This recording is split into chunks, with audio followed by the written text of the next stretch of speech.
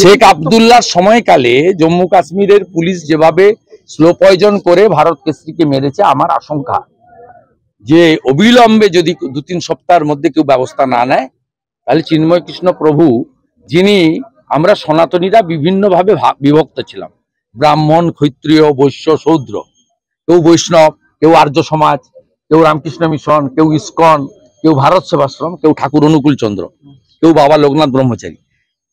উনি যেটা করেছিলেন সব সনাতনীদের এক করেছিলেন। সনাতনীদের যত ভাগ ছিল সবাইকে ঐক্যবদ্ধ করেছিলেন। এটা ওদের কাছে খুব অ্যালার্মিং ছিল।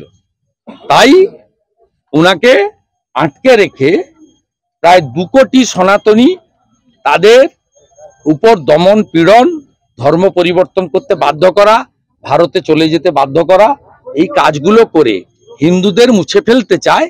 এ লড়াই বাঁচার লড়াই নয়, এ লড়াই বাংলাদেশ এবং এপারের পশ্চিমবঙ্গের হিন্দুদের অস্তিত্ব রক্ষার লড়াই। কেন্দ্রীয় সরকার কি করছে?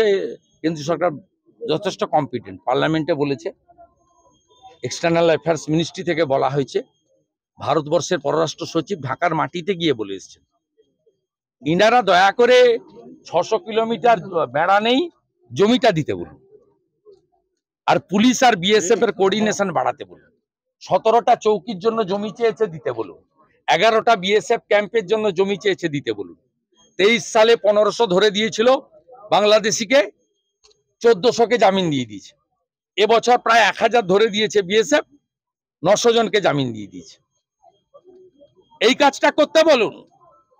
জ্ঞান না দিয়ে 600 কিলোমিটার যে জমি, সে জমিটা হ্যান্ডওভার করতে বলুন না।